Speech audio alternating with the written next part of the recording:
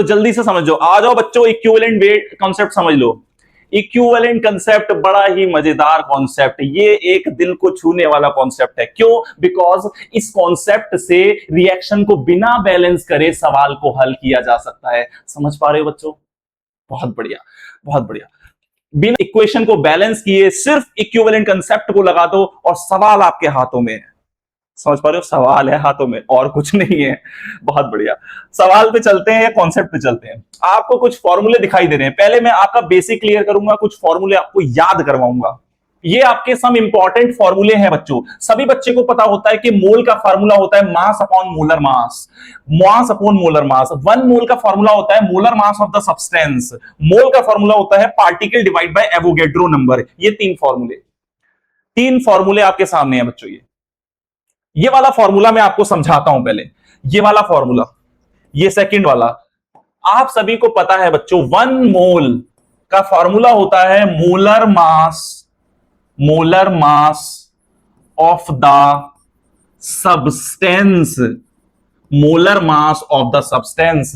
जो बच्चे मोल कंसेप्ट पढ़ने आए हैं बच्चों, ये समझो कि मोल स्टार्ट हो चुका है, हल्का फुल्का मोल की नींव रख चुकी है बच्चों।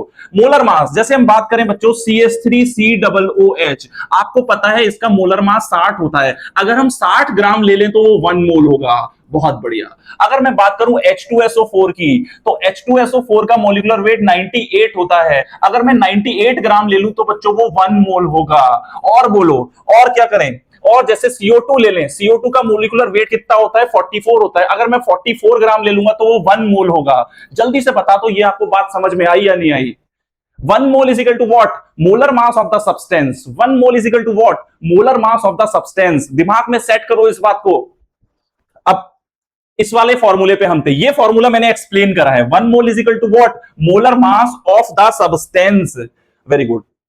और अगर मोल निकालना हो, मास दे रखा हो, तो मास अपॉन मोलर मास। बहुत आसान सा फॉर्मूला है, ठीक है। अच्छा, अगर आपको कभी पार्टिकल दे रखे हो बच्चों, ध्यान से समझो, अगर आपको कभी पार्टिकल्स दे रखे हो, पार्टिकल्स क्या क्या हो सकते हैं? पार्टिकल्स इलेक्ट्रॉन हो सकते हैं, प्रोटॉन हो सकते हैं, न्यूट्रॉन हो सकते हैं, एटम हो सकते हैं, आयन हो सकते हैं, मॉलिक्यूल हो सकते हैं, और दुनिया के कोई भी पार्टिकल हो सकते हैं। समझ में आया बच्चों पार्टिकल क्या क्या हो सकते हैं? तो पार्टिकल्स के नंबर को ऊपर रखो और नीचे एवोगैड्रो नंबर रखो। और एवोगैड्रो नंबर क्या होता है? This is a beautiful number, 6.022 into 10 की पावर 23। Beautiful number. जरा इस नंबर का फील ले लो बच्चों। भाई 10 की पावर 23 इतना बड़ा नंबर है कि दुनिया में इससे ज्यादा नंबर कोई बड़ा है ही नहीं, ऐसा मेरे को लगता है।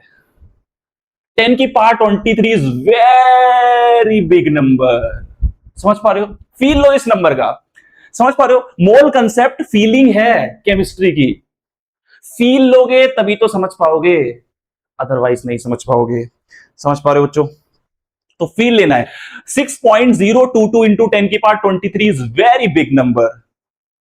मतलब सोचो, एक मोल में इतने सारे पार्टिकल्स। एक mole is equal to 6.022 into 10 की पावर 23। मजा आ जाता है। सोचो, एक मोल पानी लो, एक मोल पानी, भाई 18 ग्राम है।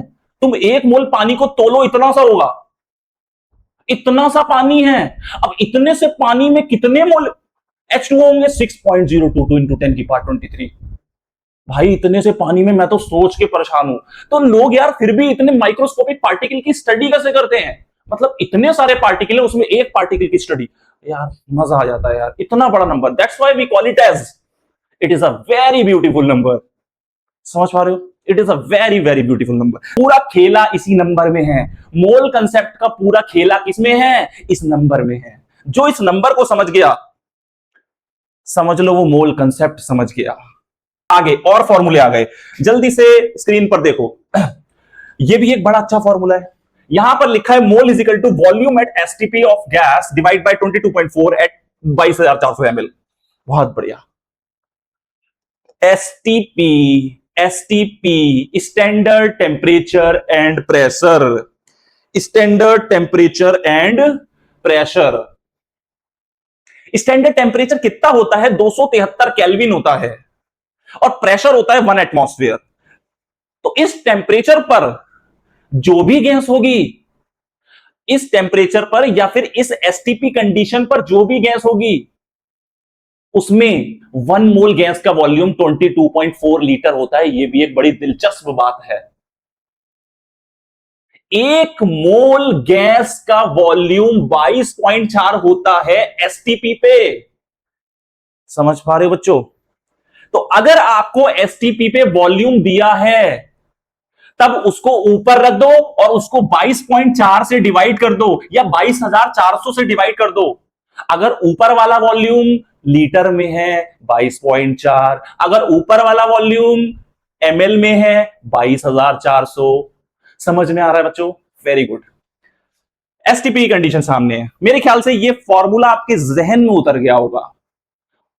अगर नहीं उतरा है तो उतार लो। बहुत बढ़िया। आगे चलते हैं। अगला क्या है समय? मोलारिटी का फॉर्मूला। मोलारिटी का फॉर्मूला है moles of solute divide by volume of solution in litre. Very simple है भाई, बेस बना रहा हूं। ये गिनती के 11 से 12 फॉर्मूले हैं। क्लास ऑफलाइन क्लास में भी यही बोलता हूं, ऑनलाइन में भी यही बोल रहा हूं।